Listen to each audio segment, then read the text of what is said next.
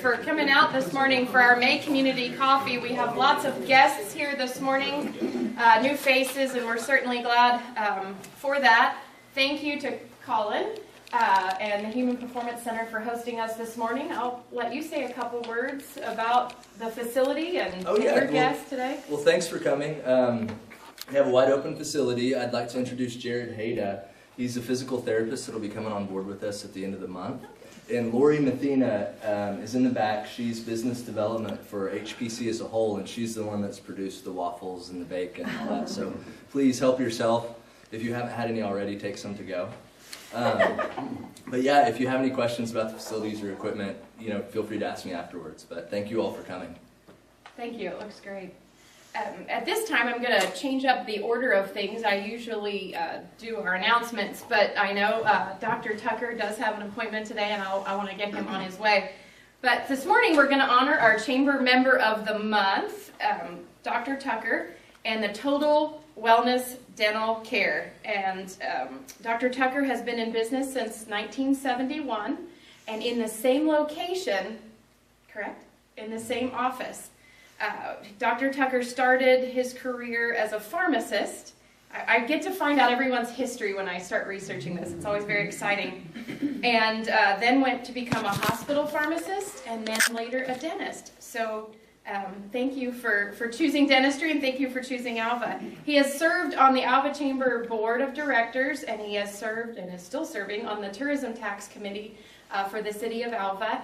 And I know Total Wellness Dental and Jane and Dr. Tucker give very much in our community. I know you're sponsors of the Act One Theater and many other organizations. So thank you again for choosing to do business in Alva, and thank you for being our Chamber Member of the Month. At this time, I'd like to welcome Bryson Panas. I'm going to say your name wrong, even though I saw the pronunciation on your website, which is a very good idea.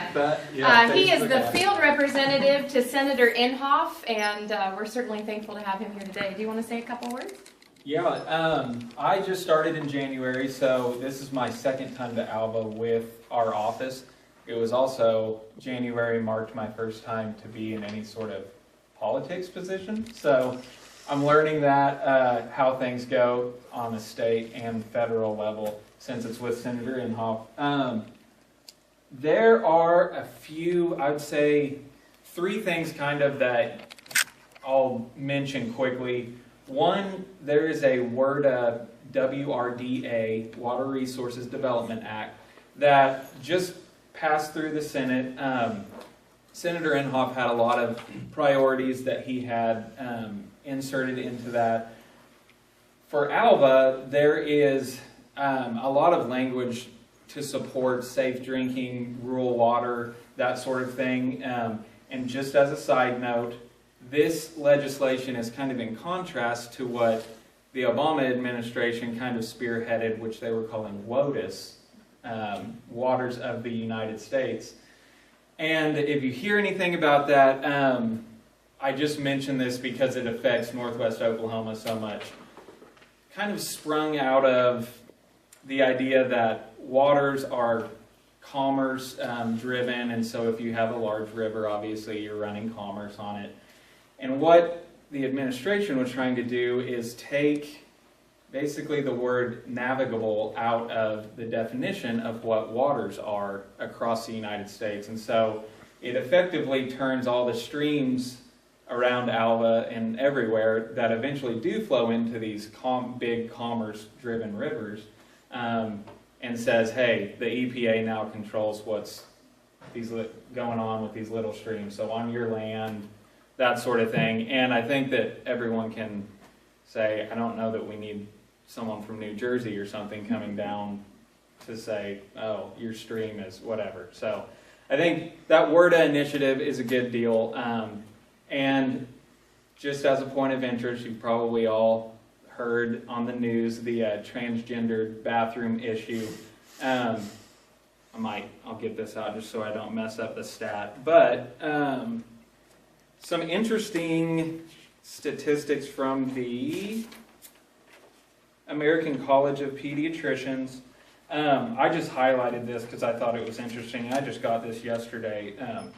So the American College of Pediatricians urges schools and legislators to uphold sex-segregated public bathroom and locker room access.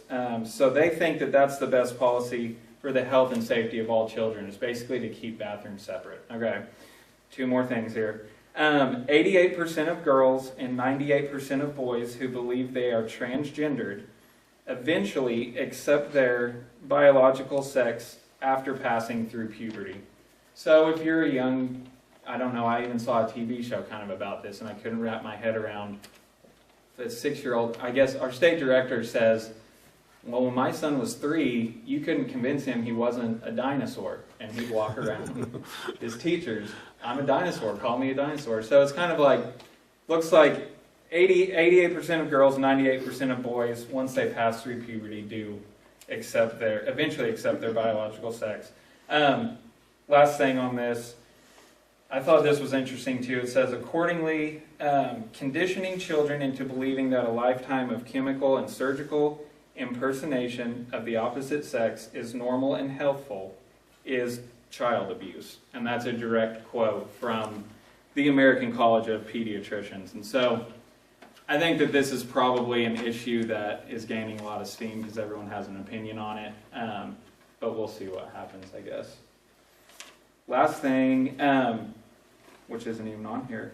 There is, if you know any farmers around here, or ranchers for that matter, that use anhydrous ammonia as fertilizer, there's talks that that's going to now be regulated like some other hazardous materials are, which is basically going to drive the price up. But it's probably going to go through later in October. So if you have any questions about that, let me know. But it looks like maybe that won't make it through basically OSHA, which would determine it as saying it's a hazardous material. It looks like we might be coming back from that now, which is good. So anyway, that's all I've got. Thank you very much for letting me talk a little bit. Thank you for coming out, and Yeah. please have breakfast before you go. Lots going on this month, and actually into June. I want to plug Nescatunga Arts Festival on June 4th. There'll also be a quilt show. We have over 20 vendors, live music. There still is exhibitor space available if you guys are interested. Talk to me and I'll get you connected on the vendor space. You guys have probably seen me light up Facebook and some other places with Goldbug, Gulp, and Gallop, and I'm going to let Kelsey Martin say a couple words on Goldbug, Gulp, and Gallop because it's June 1st through June 30th. Yes, Goldbug, Gulp, and Gallop is a free lunch to children 18 and under that we are doing June 1st through June 30th. It'll be held at Washington School, and we are in need of volunteers. I know some of you have already asked to volunteer, but we are in desperate need of volunteers to help bag lunches while the children are there and even clean up. So if you're interested in helping out the community with this venture, then come talk to me afterwards. So she discussed Gulp and Gallop. There's lots of other summer programs for children. The Cherokee Strip Museum and the Graceful Arts also have activities that are being put in the paper. So check that out. And anyway, does anybody else have any other community announcements to share this morning? No community announcement, but I left off Janet Valencia. She's my office manager, and she's on vacation. So yeah, that's why I didn't introduce her, but she keeps this place running, and she should have been the first person I introduced. So for those of you who know, she is the office manager here, just not present today.